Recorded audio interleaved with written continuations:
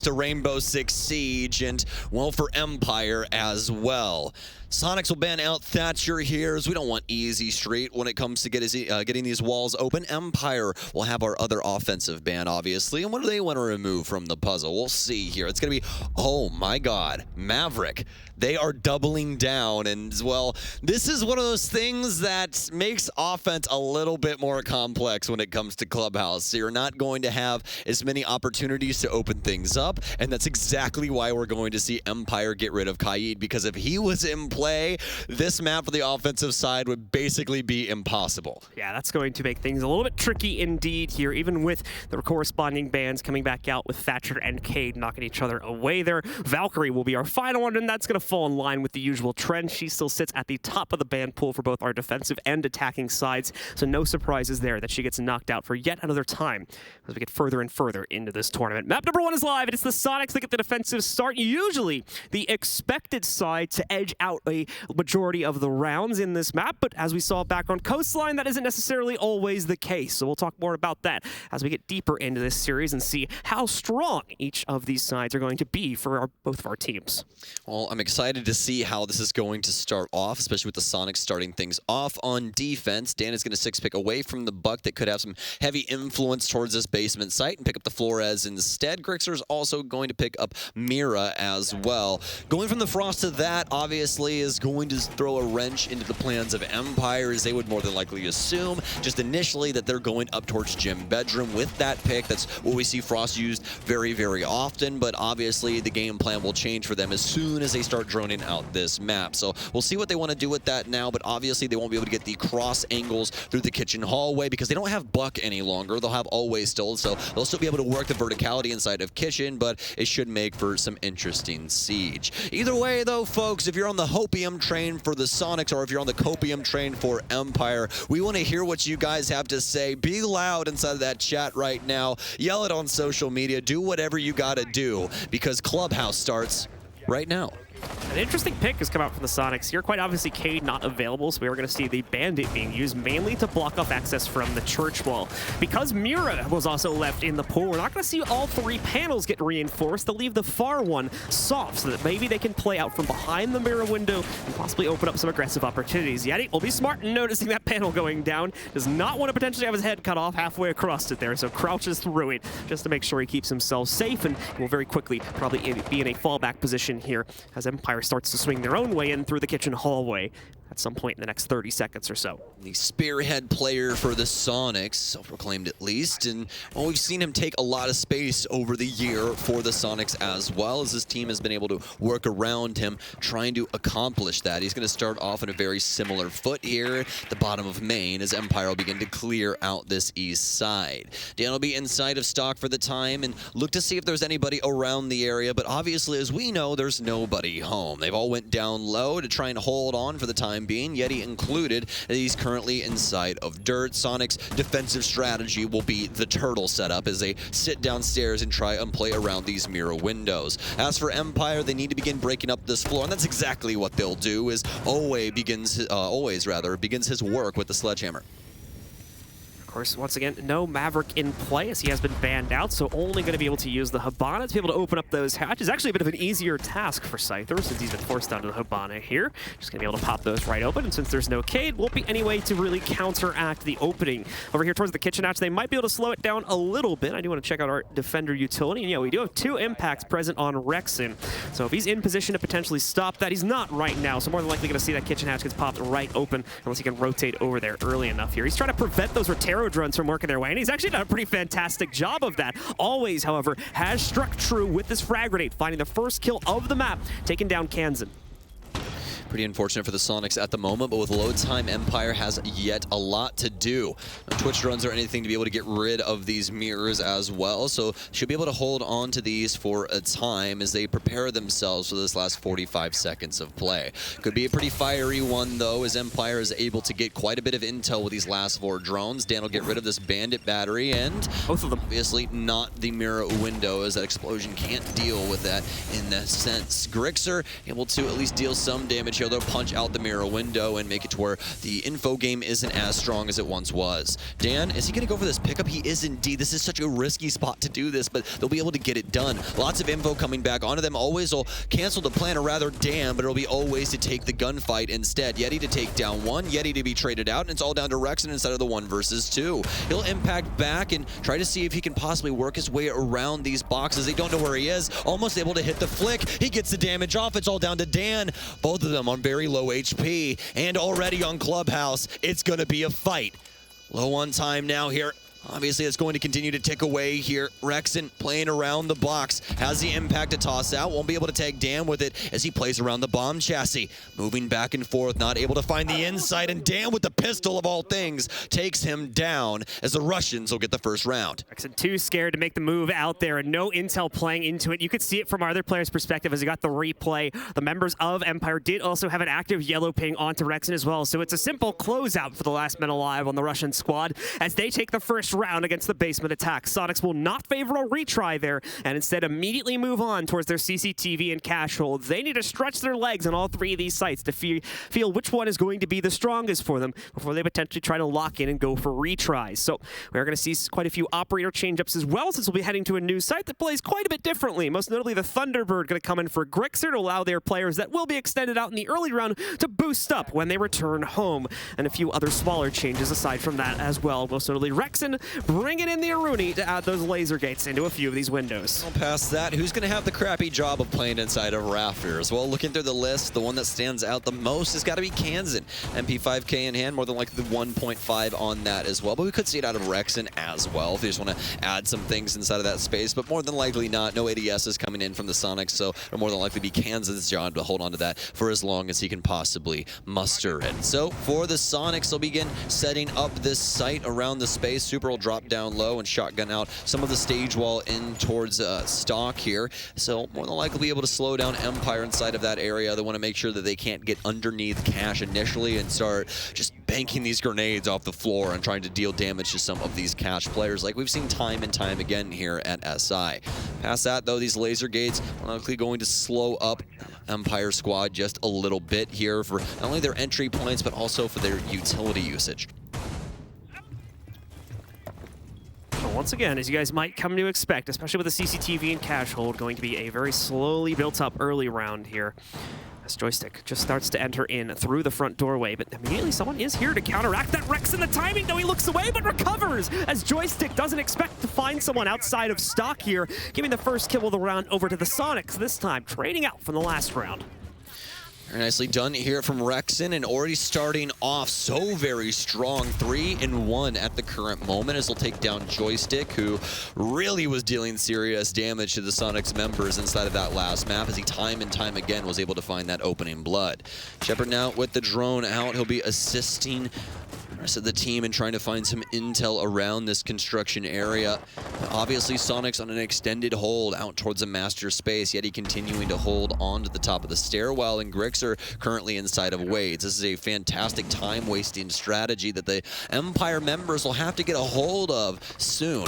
Always now, I believe on a solo dolo mission here, so Sledge open the bathroom, has some holes to worry about. A nitro cell goes off, but obviously not able to find too much just yet. Sees him through the wall, but who wins it? Oh, it's going to be Scyther instead, who comes through Stash and able to find his frag. Oh no, not like this. Yeti Mag out of the SMG-11 gets taken down by Shepard as Empire finds their mark, but Super is also here to assist. Response from him equalizes things at a 3v3 due to the fact that Soniqs, of course, found the opening pickup earlier in the round, closer to the front lobby area. The player that found that kill still alive as well, but unfortunately quite heavily injured as Rexen sitting at only about 20 to 30% of his overall HP. I'm curious where those Kona stations may have gone down at, as he never really found a capability to use those as he fell back here, so that utility not necessarily in a great position, or at least not a usable one, as it was either taken out too early on in the round from the Rotero drones or just not in a great position for him to be able to find them. As we can see now, they are not to be seen whatsoever, but thankfully mute jammers are still in play, so a few of those can get disrupted. Super,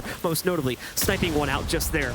The construction wall now open for the push, however, and Super's going to have to start draining out his Toxic Babes. Just seeing the first one used, however, at a little over 30 seconds leaves him with a lot more time to play out here, and possibly an outright delay entirely of the Empire push, meaning they would have to force their way past it. Here we go, one more in. That's only going to leave about a 10-second window for them to try and go for the plant, but now Super falls down. Kansan responds, and from his position up inside of Garage, the impact out, but they can't find the planter. Shepard's going to get it off for free. Kansan has no idea where this is going down, and that could lead to his death. No, he catches the planter as he steps out from his safe position, and now everything falls to Always. He's not moving an inch, though, over by that construction doorway. He wants to wait for the rotation to come back up here. Kansan needs to bait the play out. Always has missed the rotation up through red as well. Rexon will peek out against it. He knows he's here, but man, he is so solid. Rexon, though, with the one-tap, taking Always out there on the quick pop out from top red. He takes him down, and the Soniqs retake to trade out the rounds and tie us up at 1-1. I simply cannot believe my eyes that he got that info on the Sledge player prone inside of construction. What an insane round from Rexon there.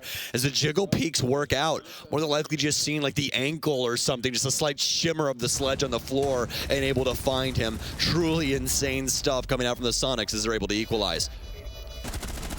Some nice replays of it here. And once again, see it from Always' POV. Rexon just sniping that shot out against him after he's able to leverage the intel. Certainly a tense scenario as the Insight player did not want to swing that angle either, but it works out for the Soniqs as they just barely are able to negotiate themselves back into that site and now tie us up, sending us to the third and final point of Soniqs' defense, unless they really want to surprise us with a bar hole here. But for North American teams, that hold is going to be few and far between, often saved once again for just a random chuck out or two when they want to try it.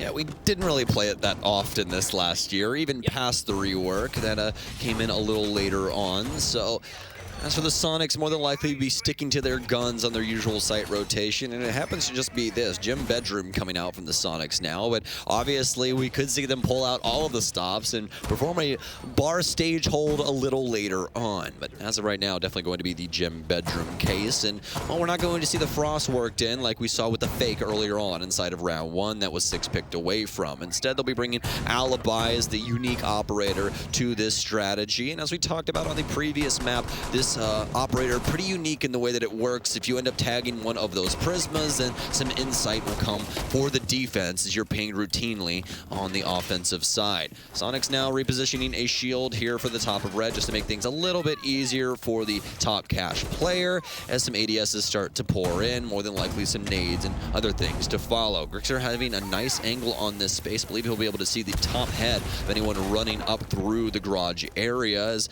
Empire will begin their working of the map. It'll be the CCTV wall first here for Shepard.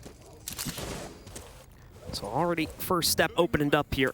They're going to try and flush out the extension over into Cash. But Rexon, of course, going to look to shut down the Empire players themselves. He gets a yellow ping to suggest they've already taken garage control, but look at Grixer sneaking forward, maybe making an aggressive play, but he doesn't have the full confidence to go for it. There's a risk, of course, if he continues to swing back out there, that there's someone already on the balcony rappel to be able to take him down. And he's right to assume that as he does see the nice little red silhouettes of the X-Kairos pellets coming out there, so he backs away from it so as to avoid an early death. But they're still maintaining positioning, just probably not for a heck of a lot longer here. Rexon trying to force back the Gemini clone. He does that, but he doesn't expect such an immediate follow-up as Dan instead gets the first kill this time against Rexon. That's so unfortunate, too. There was so much utility inside of that space. If Rexon was able to win out that fight, then more than likely he's stuck there for such a long time and able to really dwindle down Empire's timer. Either way, though, Empire able to find the first strike here as they're starting to look towards sight, but already quite a bit of this timer leaking out from them as there's only 1 minute and 10 seconds remaining for them to get towards the actual site. Shepard will shift sides here and use that second exothermic charge on Jacuzzi Balcony, as we're all accustomed to. Kansan will hold on to main stairs here as the rest of Empire will try and get around this site. Dan will be in such a pivotal position here out on the master balcony as they start to look in and see if they can possibly find themselves another frag. Grixer taking a lot of heat from the LMG out of Dan, and it's going to be Grixer to step up to the plate yet again here as he gets taken down. Way too many members of the Sonics eager to take fights here are being forced out of their position, so it's left Empire with a very winnable 5v3. However, they still have to work their way into the site. Only a clean access point so far to push in through construction, and no easy trade being spotted yet against Super as he picks up the only other player working in through Jacuzzi balcony. Rest of the team, though, quickly swinging and taking Logi control, but Kansan holds the line there for at least one more pickup. Buys time for Yeti to creep up. He's going to hold back by the big doorway. Now with the M590, that's a clean shot to knock out Always. He'll back away a reload on the SMG-11. That does open up the site play, but it also opens the floodgates for Super to pick up his first exchange. Joystick is now alone. 3 seconds to get the plant on the ground as he finishes off Kansan, and yes, he's going to be able to start it, but Yeti can now run up. Joystick needs to complete this in one fell swoop, and he's in an exposed position. Will Yeti find him? Walks right past him, and oh, Joystick nearly turning it around, but Yeti wins it instead, and the Sonics get a second round. You ever had a heart attack watching Rainbow Six Siege before? Just a little one. Just a tiny bit. That one was kind of close there as Joystick hits the 180 and damn near takes out Yeti. So very close, and a bag and tag there for Yeti just to make sure that he knows. As for the Sonics, they'll pull ahead here for the very first time on Clubhouse. This is so very hard fought in the moment from both of these teams. Empire having a very solid clear of the cash side, but eventually running into a lot of problems, especially when they all clamber into logistics and start getting taken out by these Sonics members. Super with a big play there as well to really slow them down. Right here it is as he takes down Dan, moving towards the construction door. That was that other annex that they really needed in order to collapse on the site. And, well, he made it a null point. Fantastic stuff here from the Sonics as they're looking to take even more as they head back downstairs. So the Sonics take the large majority of their initial run through the sites, but now they have to return to where things didn't necessarily go according to plan here. Empire with a clean execute from the very beginning of their hold. Now going to look to repeat that success on a return to the basement, but there's already been some changes for the Sonics lineup here. Most notably, they've ditched the Mira and are more than likely going to have a stronger hold on that church wall, just reinforcing all three of them this time, as that was the first fatal mistake they made as they lost a player to a well-placed nade right at the beginning of the round, and from that point forward, Empire had a much easier time being able to trade their way into the site there. Still nearly a clutch from the Sonics, but obviously a little bit safer for Empire, seeing as they had the advantage from the get-go. Yeah, kind of a risky thing whenever you do end up setting up one of those, but it can pay off massive dividends when used properly. Only issue was the placement of Rexon was a little bit, or rather Grix, oh my goodness gracious, Kansan, a little bit too close to the wall there inside of that last one as he was taken down through that wall via the frag grenade. Either way, Sonics, as John said, will not be utilizing that in this one. They'll have the Echo here from Grixer, so play things around the AK space. Sonics able to fight back in a very serious sense inside of that round. Got it down to the 1 versus 1, but just not able to win it out. So more than likely feeling a lot better about this situation as Yeti will start things off over towards the stall space. It'll be a drone out now for Empire, as they'll more than likely discover him here in a couple of moments. No huge action from Empire, though, to try and hunt down specifically the Sonics member that's played up onto the main stairs position. Dan just waltzing through the bar, trying to deal with any tricky utility that might have been thrown out here, but there is nothing to be seen. Most notably looking for any sneaky yokai drones that may have been positioned up here. It'd be rare to find that, but certainly not going to be the case this time, as Grixer's going to keep both of those in pocket, ready to use at some later point in this round. Minute gone, though, and that means that Empire should be getting closer to start opening up these hatches and getting even closer to their descent into the basement itself here. Lots of build up towards that, so expect a bit of a slow rolling one here, guys, due to the adjustment that Sonics also made. Not really try and play out too much against this. Even in blue, it's looking like this got pretty light defense just from the silhouettes right now, but that hatch is going to be the first to be opened here. Nades will start to be dumped back down there as well, and yeah, Rexon's position, which is not very well reinforced, is going to be flushed out pretty much immediately as soon as he starts hearing those nades dump in. Yes, indeed, and the Sonics will start to slowly move off from those positions that could possibly get blown up via those frag grenades. Always now working his way into kitchen as he's already established a couple of angles in for the kitchen hallway, but again, they won't have any other soft destruction to really influence anything in towards the armory space for those locations, or more for just anyone rotating across that hallway area. As well as looks like Rexon Current moment still holding on to blue as Soniqs await the arrival of Empire. It's down to the last minute here. A very well-placed frag grenade not only gets rid of a shield, but also tags up Kansan just a little bit. Rexen to be the first to strike, though, as he'll take down Joystick. Shepard now applying himself towards the church wall. And it's going to be a bandit trick here, as I do indeed believe that he picked the wrong one, but Shepard pulling it off just in time, as they're going to continue to play Ring Around the Rosie on this wall. Shepard seriously needs some assistance as Dan takes down Yeti. Will continue to play this game. You can hear it being plastered down once again. I think this one may have won it, however. Scyther able to pick up the second kill for Empire, as Dan also has pressure coming in from Dirt Tunnel here. No longer can the Soniqs worry about tricking. They need to fight for their lives here, as yet another kill is found for Shepard here. Finally, a push comes back out. Grixer just panic spraying now, trying to keep himself alive, but hey, it works as he knocks out his teammate. It knocks out Always right after it, but unfortunately falls a few moments later to Scyther, as a second successful basement attack is picked up by Empire. Now they need to find more rounds outside of this.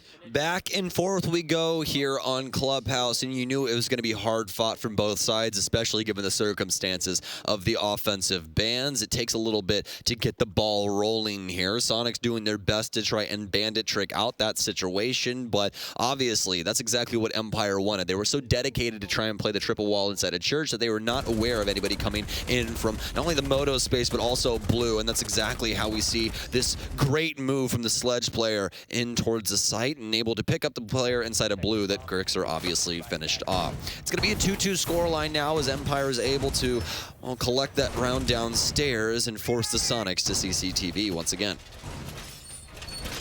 So let's take a look at the Soniqs setup once more, most notably where those Kona stations are going to go down at. We saw Rexen have early success on the last hold here, but never really able to get himself boosted back up by those. So curious to see if they're going to be a little bit too far out in the open and susceptible mainly to what was the Rotero drones that were being used by Empire. But to be fair to the members of the Soniqs, they also did a fairly good job of mitigating a lot of those Rotero drones. I think I saw at least 2 out of 4 of them getting shot out. So now Empire has ditched the concept entirely and is going to bring a bit of a different flair for their own attack this time. A bit of a different flavor. We'll see if it works out for them. The Soniqs really not changing up too much to their overarching strategy when it comes to this site. We'll still have Grixer on the spear here as Thunderbird will likely get those Kona stations back in and try and assist them. And let's see if things go down as strangely as they did the last time inside of this area, with both of the members trying to kill each other through that Waits wall and just not able to really land the shots in any convincing way. And that's why Scyther had to throw his hat in the ring and try and deal some damage. And he did so as he was able to take down Grixer inside of the master area. Empire now will await some assistance here to blow this wall, but shouldn't need too much, as again, those mute jammers do not go towards the top of the wall anymore. That's why you see Shepard will repel all the way up towards the half side, or the top half side of that wall, and be able to get it open instead of having to deal with the mute jammer. Past that, Rexen with a beautiful frag here with the MK17. He'll take down Scyther, and that'll be one of the hard breachers out of the puzzle. Rexen, of course, picking up that first kill, but now had to be very careful due to the openings that have been made in the garage. Nades being flushed in against him also makes this an even more precarious spot to play into. But the good news is, for the attackers, it's also a very awkward angle. And oh man, Rexen had a window there as we saw our player on the other side looking up a little high. I believe it's Joystick here, trying to play out against this Rexen. So close to finding the duel, and he's picked it up, but Joystick ends up winning it out. That ARX striking true yet again as he clears out the lower garage hold. Good news is he's dealt some serious damage to Joystick, but Dan will continually buff him with the adrenal surges to get his health back up.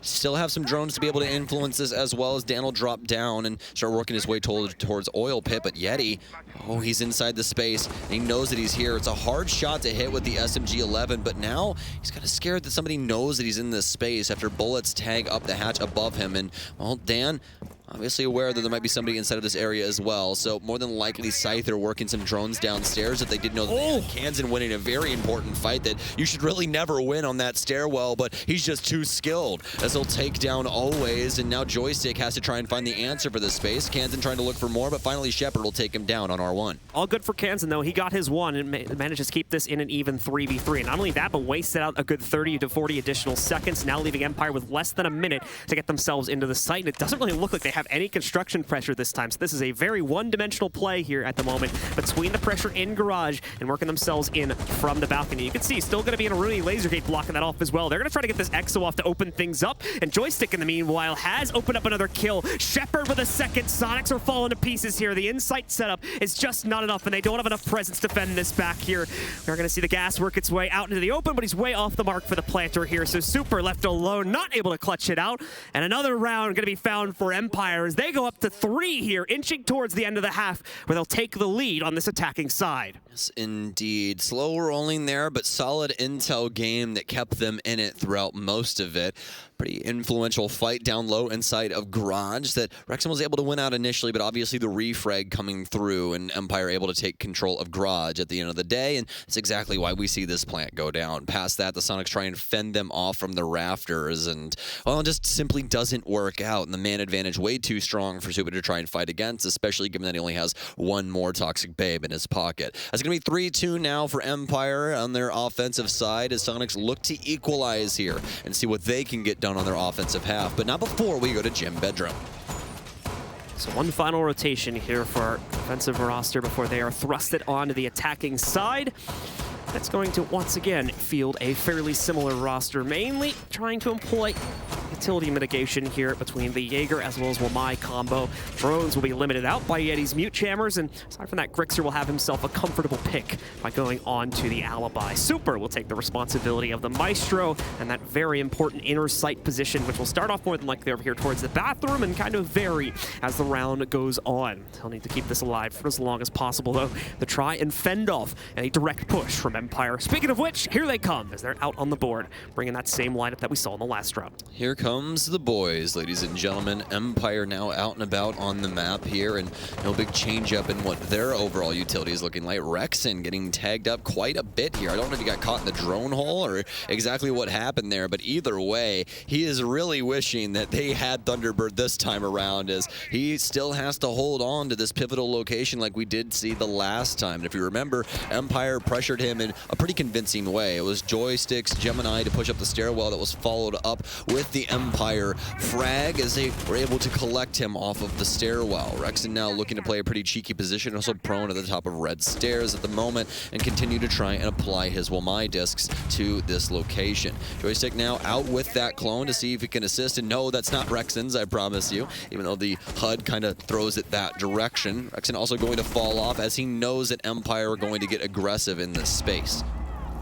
Pretty much everybody from the Soniqs falling back here, giving over a lot of respect to the Empire's attacks. This has a bit of a double-edged sword effect on the Soniqs, though. It seemed like they're not necessarily able to hold on to their insight positions here just because of that great intel game being played up by Empire right now. So while, yes, they're keeping themselves alive, they're able to keep the fight going until the end of the round, they're not necessarily able to convert those positions into any successful defenses here. Despite what we were seeing earlier on in the half, things have turned for the worse for Soniqs, and now Empire is in charge as they try to finish off this attacking half with another lead in their pocket of 4-2. Keep in mind, though, folks, this is the disadvantaged side, and we saw a very, very similar chain of events playing out on Coastline. So the Empire fans at home can't feel too comfortable just yet here, even though under normal circumstances, this would be a very comfortable lead, even if this ended up going 3-3. Yes, indeed. And once again, that Mute Jammer not going to get too much done up against Shepard, as he can simply just rappel halfway up the wall and place down that exothermic charge. He'll now have Jacuzzi opened and ready for the taking for the Empire squad as they deal some damage to Yeti here inside of Stash. Dan will continue to apply pressure with this LMG on the balcony, as, well, it was intended to do. With so many bullets inside of this mag, it should be fairly straightforward affair for him, as he'll continually work this space. For Empire now, though, they're starting to dwindle down on this time, and they really need to hop too. Scyther inside of construction awaiting the rotation out of Soniqs, but they're simply not going to give it to him. They will hand a Nitro Cell over as Grixer hits a beautiful shot out on the balcony, and he'll remove Dan from play.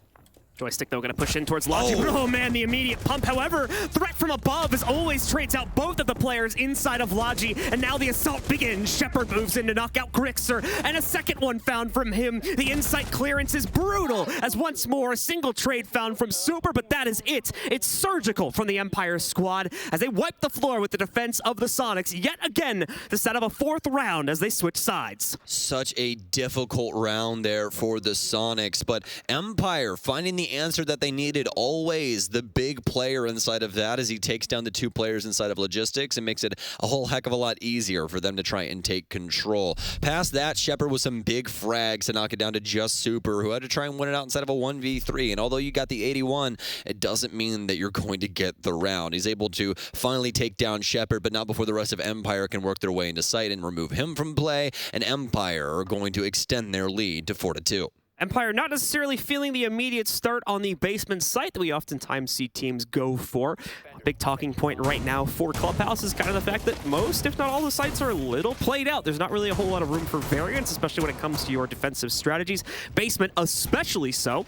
That means, again, attackers will pretty much know exactly how to approach and, more importantly, tear apart your defensive setup under all circumstances. So they'll go upstairs here, where they might have a little bit more control over the pacing and greater capability to deny the entries outright from the Soniqs by denying utility usage, especially over here by areas like the construction wall and, of course, the jacuzzi opening, too. Since we do have a bandit in place, there's that slight chance of tricking to be seen, but with 3 hard breaches, I'd say it's a far cry that we actually see that wall be fully held through most of the round. I would completely agree with you, my friend. It's going to be pretty difficult for Empire to try and fend this off, especially if Shepard does end up trying to bandit trick. There's a lot of different ways that you can influence that positioning, especially from like the CCTV window, or if they want to try and go underneath and nade him out in that position.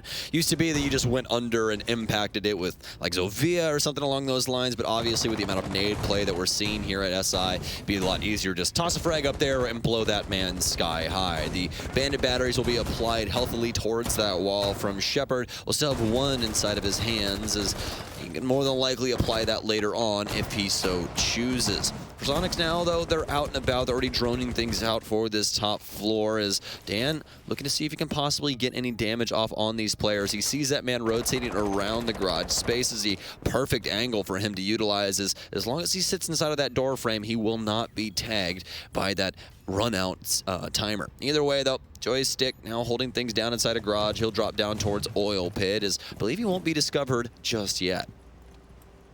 Joystick gonna see if he can sneak up against any of the early clears from the Soniqs, especially over here towards Blue, but won't necessarily find such an easy time there, as everyone else from Empire is still gonna be positioned.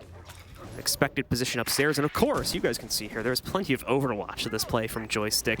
Now a drone is going to suss him out, so can't really maintain the spot anymore. Just can fend off any clear attempts, but in fact, it's going to be Dan that strikes first here, knocking out 1 out of 3 of the hard breach pieces. Excuse me, no, Finka going down, as I just saw the POV position there. Kansan and Rexon both able to find exchanges, however, as we see the Bandit and the Wamai lost to the defense, and Soniqs immediately take control of the player advantage off of those trades. Grix are not able to get things done like he did on Coastline, currently 3-7, but fortunately enough for the Soniqs, Rexon has been hitting his shots, currently 7-5 as they open up the balcony wall here and start looking for a plant in the default space for CCTV.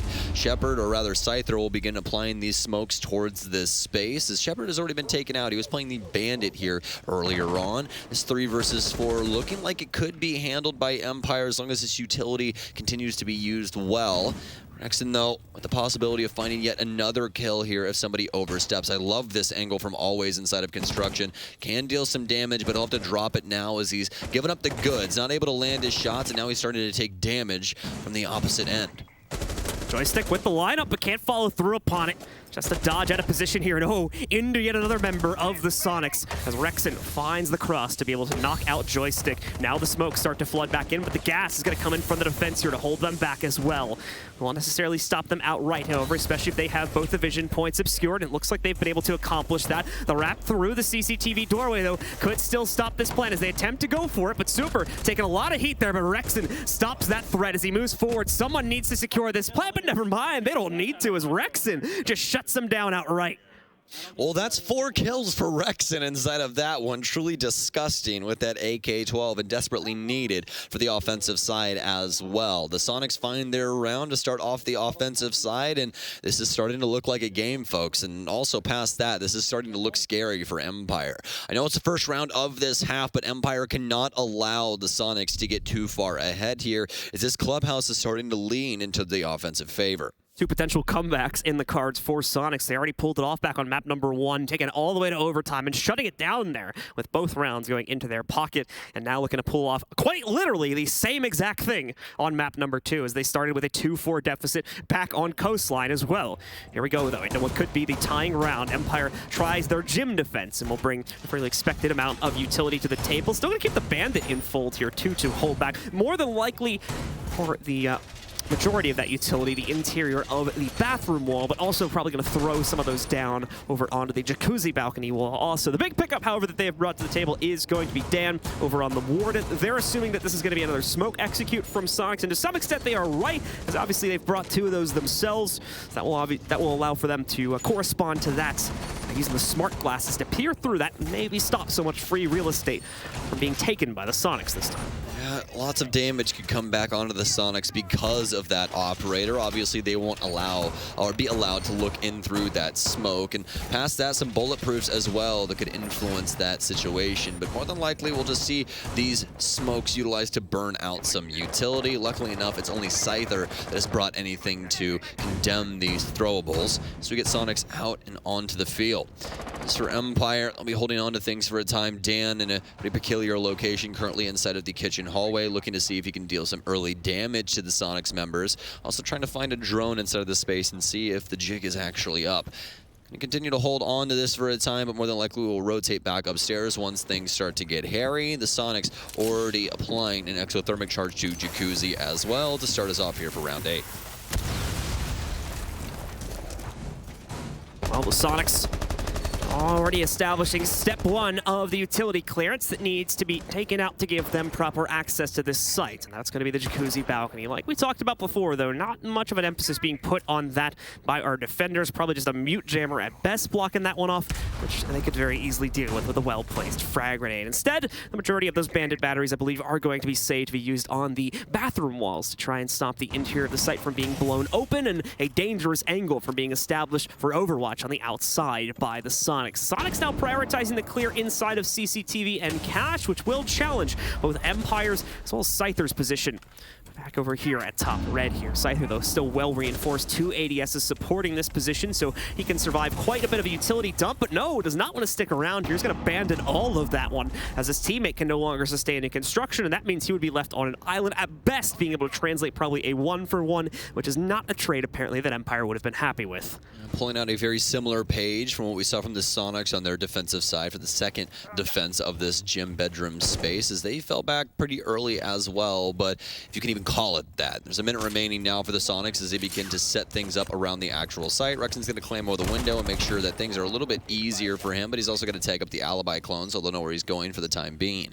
Joystick down low currently inside of Billiards, and he can play spoils to this plan if they end up going for this, but as we've seen quite a few of these rounds ending inside of a DM fashion instead of the plant actually going down, and this one more than likely going to be the same. Rexer still trying to play this window out with his teammate. He'll have to play around this alibi clone as Rexon begins to move in. The case currently on Super here as he'll try and tag up always. A nade out as they try and look down. It'll actually take out Dan as Rexon will do that. Kansan will pick up yet another. Super gets tagged by Grixer from behind as they begin the plant here on the mattress. Nitro Cell out should be able to catch him, and it will. Always has the cross. He'll take down Kansan as well as he simply tries to sprint into the site. Is it 3 versus 4 now? Make it a 2 versus 4. Make it a 1 versus 4 as Yeti takes down a multitude of bodies. Joystick doesn't know where this plant's going. He doesn't have a Nitro Cell, and he doesn't have a damn clue. The right player. He's going to have to try and rotate up towards the other cache end, as if he goes main, he's more than likely bodied on the entry. He'll get droned out here, and well, that's going to be the call sign for the Soniqs to hold things up in construction. This is looking like an SQ round. Joystick just spraying into the wall, hoping he gets lucky, but as you might expect, it will not pan out that way. Grixer gets the final kill, and the Soniqs negotiate their next pickup here as they're going to be able to put themselves onto the board and once again race that much closer to a comeback as they tie it up. Empire not even able to get the 5th or 6th round this time. It's a direct tie with 2 immediate rounds going into the pockets of the Soniqs here as we go 4-4. Rexon has been activated inside of this series. He is just constantly punishing these Empire members for peeking him. And what a better man to have the AK-12 in hand as well. That gun always very, very difficult to try and fight against. But luckily for Empire, in a certain sense, he won't have it this time around, but still definitely going to have a very solid AR at the end of the day. The C7E, more than likely, in his hands, as he will 6-pick away from the ace and pick up Jackal.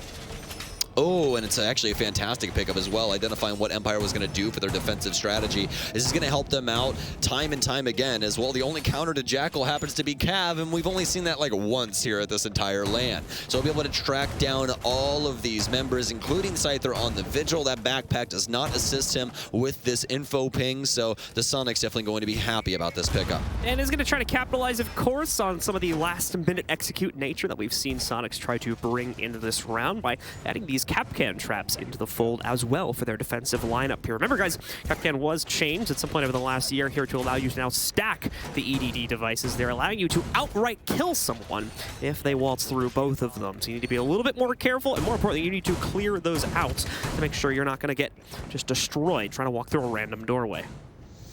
Well, the Soniqs able to tie things up on that last round as they continually deal serious damage to Empire. So we'll look to hold on to this top floor for the time being and delay the Soniqs clear as much as possible.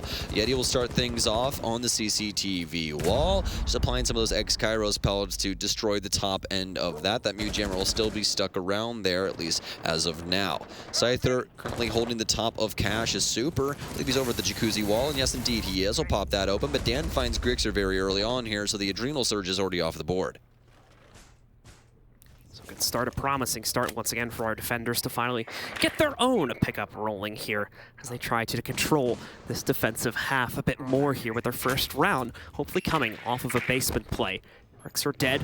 Other members of the Soniqs have been stepping up, though. It's no longer Grixer making the hero plays, as we've seen in some of these past maps. It's Rexon currently leading the charge for the team inside of this map at 11-5 with Yeti. Also having some great results. Speaking of Rexon, though, a good start to the round for him, but he's forced to fall back here. And no one from Empire wants to follow through on the repeak either, despite nearly taking him down here. They fall back into the basement, as now they're down to a 4v4. They don't want to risk anyone else's life. Nitro Cell goes off up top just to make sure they utilize their utility. Oh, they got one. Yeti runs into a execute door. He had full HP as well and just didn't check his door frames. Ends up losing his life to Capcan, of all things. You don't get to see that one every day, but Rexon, luckily enough, he'll fire back and he'll take down Dan himself. Yeah, very rare do you see that actually work there. So once again, just capitalizing on the kind of loose nature that Soniqs have been moving into parts Rexon. of the map with. Thank you. Yep. Rexon gonna waltz in here now, keeping an eye on this to make sure that we don't lose a second player to those EDDs. With a minute left here, the Soniqs still are going to need to speed things up to a certain extent. They don't have the hatches open yet. They've lost a lot of their utility that's necessary to get it, so Super is going to have to do the job instead with the Exos here. Probably only going to see one hatch get open, and he'll more than likely want to save the second one to try and pop Church if that'll be in the cards at all, but with such limited time remaining, even that might not be happening here as they need to rush to get themselves in position. Currently, once again, trying to suss out the intel, the positions of the members of Empire as well, but just wasting a whole lot of time here setting up. Here we go, Kansan with the Moto drop, tries to go for the default cam takeout, spots out Shepard, but he wins the duel. Now Rexon sits down on the ground as well, so Super is left alone here to clutch this 1v3 again. 20 seconds to go here. This judges that first duel, but still can win it. However, not going to happen as Scyther claims the final 2 kills with that other member still down on the ground. And Empire find their first pickup for the defensive half. Very well done. It was going to be hard fought either way you slice it, simply because of the health that Rexon had after those initial engagements. Made it almost impossible to try and push in the way that he wanted to. Tried to influence even more by dropping down Oil Pit and pushing in towards blue after playing that space for a while, but just simply could not get the things rolling over on the opposite side, so it made it pretty easy for Empire to deal with that. That's going to be their very first defensive round here as Empire finally able to collect something on this defensive end. It's going to be CCTV Cash for their very next side as they're going to 6-pick away from the Melusi and pick up the Mute. They'll have Bandit along for the ride and likes of Shepard as well, so maybe we'll see some more Bandit tricking or something of the sort. I highly doubt it, but always in the cards at the end of the day. It's a lead re-established for the Russian roster, as they now just need 2 additional rounds to be able to push us to our 3rd and final map. Soniqs, however, can respond, and we've already seen that from them time and time again. on this very site, as now Empire will be forced out of their comfort zone and into a retry, where success has evaded them earlier inside of this half. They'll return to CCTV and Cash. The bandit batteries will come back in for Shepard to blockade off, however, temporarily, the main access point, and probably 1 to 2 additional walls, mainly the construction play. Also, away from that, though, it's the usual assortment of utility, 2 mitigators, the smoke to block this off as we start to reach the 45-second mark, and of course, the mute jammers, which we're going to see quite often inside of this very claustrophobic site. A few of those can block out the entirety of the radius and completely deny interior site intel. Yes, indeed, and as well as all the wall denial already being applied as well. This mute jammer inside of the garage space will hold up the single panel, making it a little bit difficult for them to actually get a hold of that area. For Rexon, we'll see how he wants to try and apply himself to this bottom area. He has to worry about the mute jammers in here as well, but as we've been talking about time and time again, it's not going to be as easy as it once was with those mute jammers to hold things up. Grixer will take down Dan, a huge pickup as well, as he is currently the top frag as of right now for Empire. And speaking of frags, Shepard has been finding his as, well, Empire has their full bench back, so Shepard back in his element here after coming out of quarantine. Soniqs, however, is still knocking out one of the strongest contenders from Empire inside of this map, specifically as Dan currently leads the charge for his team. So him down on the ground, he'll certainly be missed. That doesn't mean, however, the rest of the team can't step up in a big way in the remaining 2 minutes to fend off the aggression from the Soniqs, who have taken most of the lower control they need, but no joystick Walton right up here. There's no overwatch for him right now. He's been able to creep forward. The rappel's on a drone. The other player is not watching out for this. It's going to be huge for joystick as he waltzes right up, but is he paying attention to the rappel? We could see an exchange come in. Yeti fires out the shots. There's the head, but he can't lock it in there. Our player on Empire stays alive. Joystick keeps himself in the fight here, and he wants the fight as he goes back out to try and knock out Yeti's head. Neither one can connect their shots here, so this is going to turn a little awkward as they both are locked in position for the time being. Yeti just going to continue to hold on to this area. Technically speaking, holding on to joystick in a certain sense. He's locked into this staircase. He has to kill Yeti, or Yeti has to kill him. It's a staring contest in between these two. Is the upside down rappel? Exactly. The upside down rappel, never fun to contest, John. But joystick, it's so close. Yeti finally gets him as he'll shut him down. And well, that was probably the longest staring contest we've had this entire event, as they constantly look back and forth in between the same angle for well over a minute there. But finally, a frag grenade will come underneath Shepard. Is he going to go for the bandit trick? He is indeed. And he got it. Get it. Unfortunately enough, no one paying attention to what he could possibly do inside of that situation. And also, oh no, Rexon goes down as Shepard is getting everything done for Empire now. Shepard, the MVP here, certainly. He's out of batteries, though, and that means the second EXO is going to go off and knock out this jacuzzi, or rather the main balcony wall sitting outside of the site. That was really the last thing Soniqs needed to be able to get themselves in position to execute towards the site, so the pressure is on for both Shepard and Scyther. Shepard even watching out for the drop down he could potentially make to swing against Red.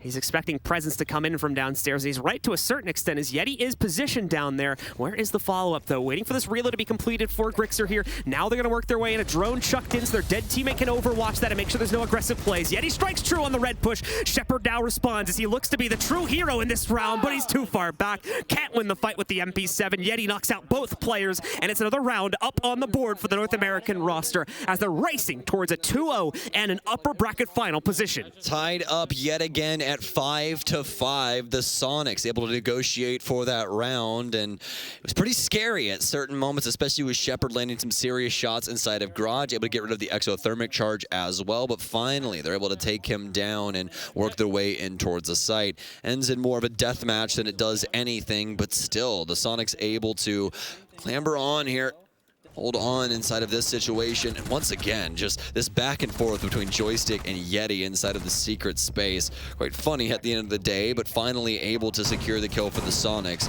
later on inside of that one. Joystick wasting out some serious time, but just didn't matter at the end of the day. As for Empire, they have to shift on over to Gym and Bedroom, and they'll be holding on to this here for round 11. Now, once again, the same lineup coming into the fold here. We're still going to see the Warden be picked up for Dan also to try and fend off any smoke pushes Soniqs may try to go for, but Soniqs able to win out the round without the necessary need to utilize that on the previous attempt here, just bullying out the extended positions, leaving Empire with a shell of their former defense before Soniqs even really got started, so able to close that one down. Now leaves us at a 5-5 scoreline here. Soniqs to some extent, will need to pick this one up here. As keep in mind, Empire, well, they haven't been able to negotiate wins on this site just yet. They did have a pretty confident, at least by my opinion, hold back in the basement here, which they're absolutely going to return to on the 12th round. So Soniqs will want the safety of that 6th pickup here, so that if Empire repeat their success, they can guarantee at minimum the overtime to retry things. Now, this round is of the utmost importance to both of these teams. This could be the round that wins you Clubhouse, no matter who you are rooting for. Empire will be holding things down inside of Cash on the extended hold here with Scyther all the way out inside of Garage. They do not want to give this up to the Soniqs early on here, as it'll assist them with cleaning out the Cash space. Rexen now more than likely will try and establish a cutoff or something like that by breaking up some of these windows here for a time, just making sure there's no holes in that so he doesn't get taken out by an Empire member lurking inside of one of those window frames, as the mute jammer will be dealt with. A frag grenade in from Kansan, the exothermic down will clear out the wall, and inside the first minute we already have Jacuzzi for the offensive squad. Soniqs already with that Jacuzzi balcony opened up. That's the first step. Shepard just going to chuck down the first battery against the bathroom hold here just to ensure we don't see a quick little Selma toss from Rexen to open that up and remove a very powerful position. Rexen, in the meanwhile, does have to be careful. There is still extended pressure over inside of CCTV that it could get crossed out by very quickly if he is not careful here, since Scyther, I believe, is still in position over in that part of the map. Indeed, it is going to be him. You can see him leaning into that very same window I was just talking about right now, but there is other members of the team looking to try and potentially jump out here and surprise the Soniqs as well. With a minute and a half remaining, Soniqs still have a good amount of time to put Overwatch in some of these positions and see if they might get lucky with a catch. But now, man, Kansan is leaping right in here and, yeah, paying the price for it, as you would generally expect. Joystick, in fact, taking them both down. Rest of the team does flood in behind that. Rexen only able to negotiate one exchange, but there's the second. We're back on even terms into a 3v3 here, but now they're stuck inside of the brick hall, trying to get them into the site. Rexen looking to try and fend off the rotations from the construction area, and so far has got it covered, so his teammates shouldn't have too much holding them back from going into the site, but they're scared of this Logi rotator for good reason too. Dan brought down low. Yeti nearly has that damage traded onto it, but he comes out on top of the duel. Always, though, strikes right back, knocks out the biggest fragger on the Soniqs right now, and keeps this fight even. Come on, Yeti, 10 and 6 in the moment. Super on low HP as well. The stun in as Shepard wins out the fight. It's up to the team captain inside of a 1 versus 2. He knows there's a bathroom player. He'll win it out. Super, can you get it done on the biggest stage of them all inside of Rainbow Six Siege? Super, inside of the 1 versus 1. 20 seconds remaining. He has case. He can fake this all day up against Always. Obviously, no cameras to influence this. Always will have to do this off of his ears as he awaits this. He's just sitting in the corner. The plant now secured from Super. He'll be able to hold on to this more than likely from the balcony if he so chooses. Still inside of Awaits for now. He shifts up towards the hallway, and this could be it. Stash now for Always. Moving in through. Not able to find him just yet, but look at Super. He's moving in behind, and Super gets it done. Round 11 goes to the team captain as he shuts up everybody on the Empire bench. The virtue of time plays heavily into Super's favor there as he's allowed the full commit to that plant. Our player from Empire does not believe he was going to fully stick it and that he might have baited out for a swing there. Does not end up happening.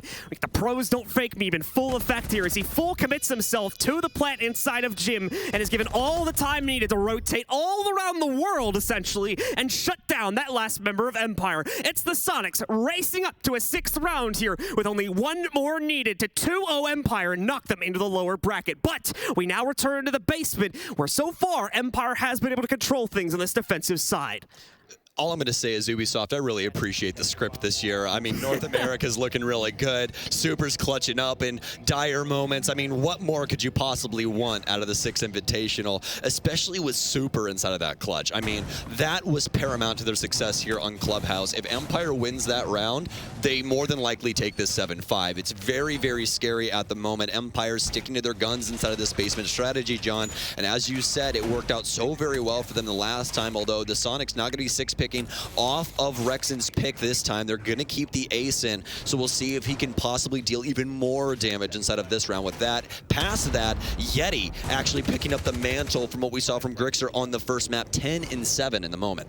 It is going to be triple hard breach for the Soniqs too, as they did run a little bit low on that, as they lost a couple of players due to the more aggressive peaks from Empire in the early round here. So gonna triple down on it in hopes that they'll keep enough alive here to not only get the hatches appropriately open here, and especially earlier on in the round, with possibility of getting a few other angles popped open to give them the vision they need to flush out, or at least at minimum push Empire into an awkward corner where they can then execute upon them without too much of an issue. Soniqs, one opportunity and one opportunity only to end this inside of regulation. If not, we go to a second overtime to decide the true winner of this map and potentially the true winner of the series if the Soniqs still want to hunt for that 2-0. Dan is hunting in the meanwhile upstairs here, maintaining kitchen hall positioning. Does spot out the drone that's more than likely seen him though, so he's going to turn tail, play closer to the stairs until another one flushes him all the way down the stairs.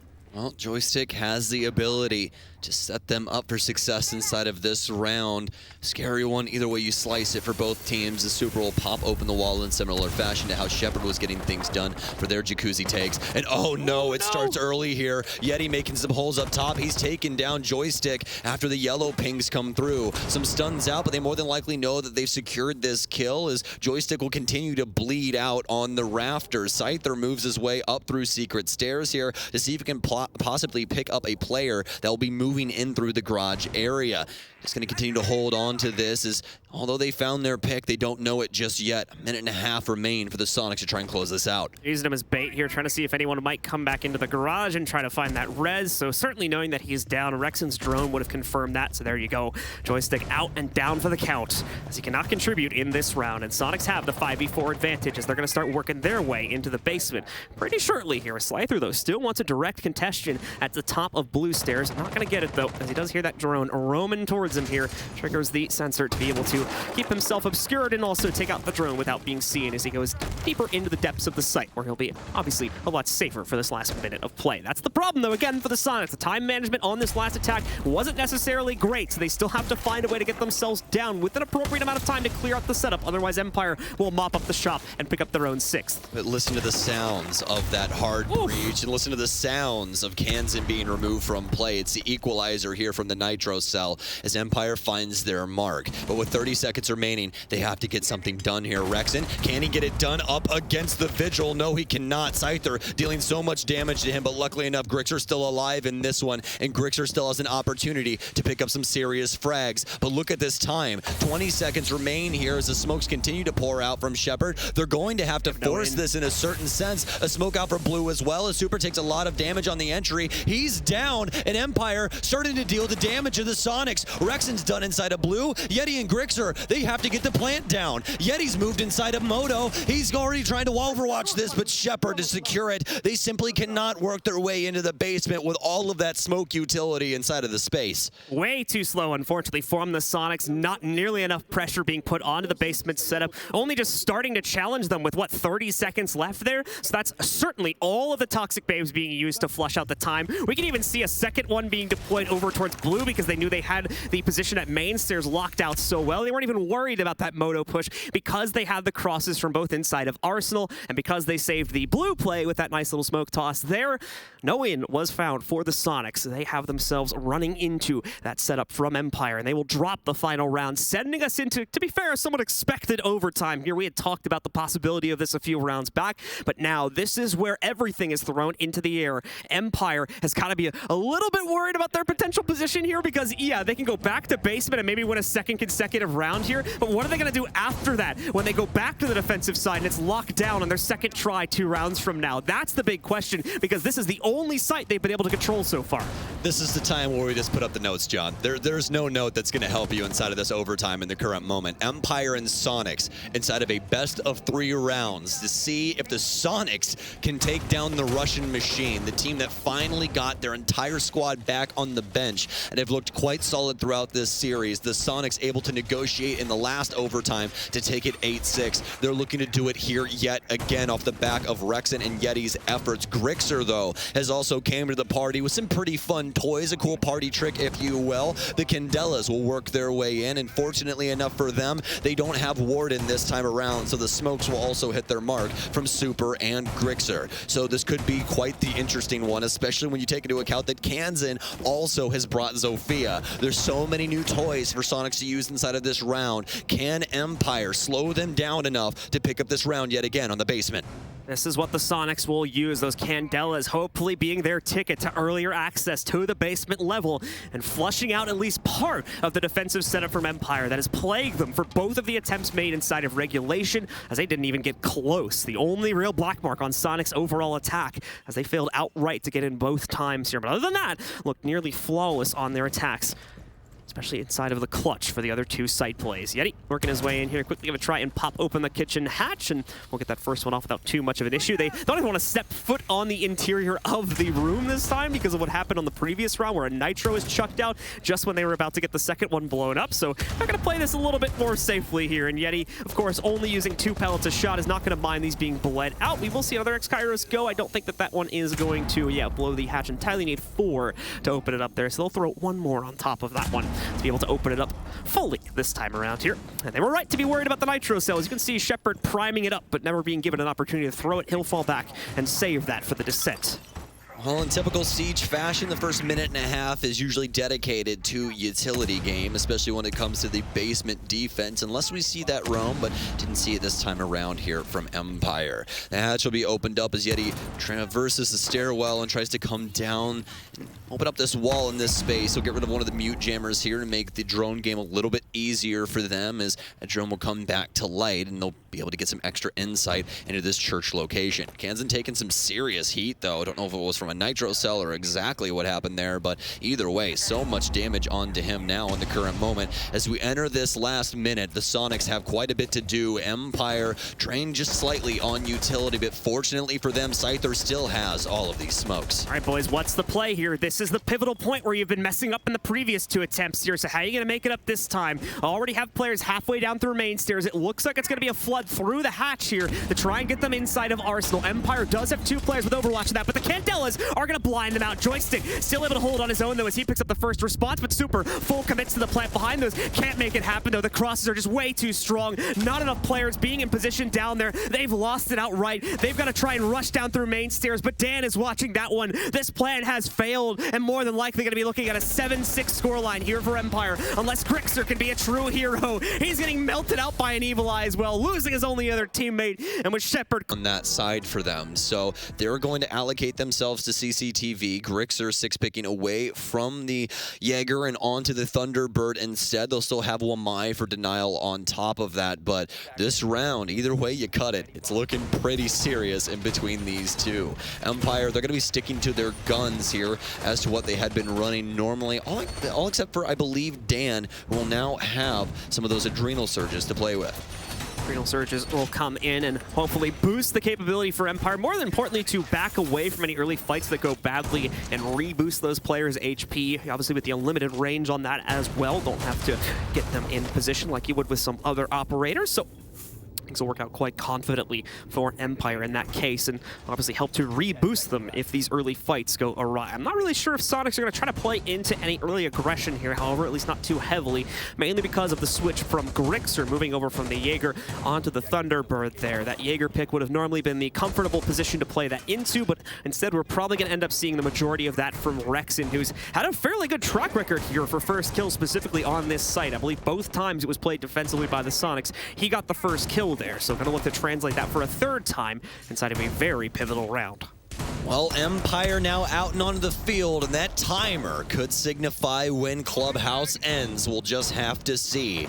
Shepard will begin breaking up the CCTV wall in a convincing way, as we expect, just waiting for his teammates to allocate themselves in the way that they want to before he blows that open and opens up a whole myriad of different angles that they'll now have to worry about.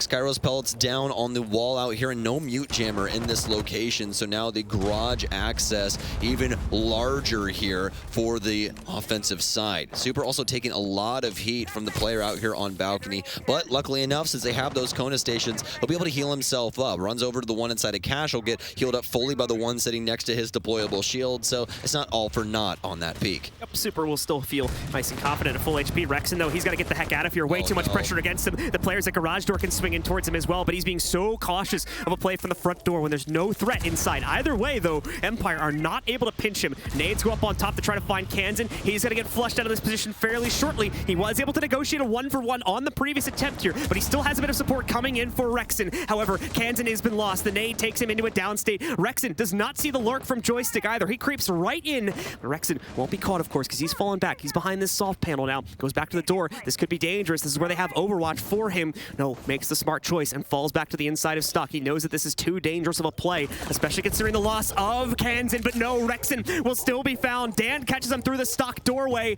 Empire are doing it. 2 players are down, and now they have an absolute right to execute in. Yeti lurking back up. He may have to be the savior of this squad. Once again, a lot of players on rappel. That door is partially breached, so he might be able to hop out through the window there and get some damage done. No one from the Soniqs can do anything here. Every single aggressive move they try to make is leading to their deaths, as now Scyther will take down Kansan outright. Super nearly caught again as he tries to get over towards Grixer to revive him. He's got to wait for this Coda station to revive itself so we can get a little juice up here. Grixer's going to try to crawl over towards him. A good chance, to be fair, that Grixer might get brought back up, but time is getting low here, and Empire are now boiling into the site. Yeti with the Nitro, but it's going to miss here. The plant's coming down from Empire, and Yeti's dead. That was the only off-site support they had. Grixer and Super have a sliver of HP remaining. The plant is down. Super will kill Scyther, but that's the only frag that's been found for the defenders so far here. Super needs to try and find a way to get in sight. The longer they wait this out, the stronger the post-plant positions are going to be, but Grixer cannot maintain. He falls. Super is all that remains here, and he goes down as well to always. Empire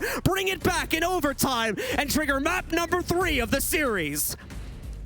This is truly incredible from both sides, as both teams take each other's map in 8-6 fashion. Empire forcing overtime, and then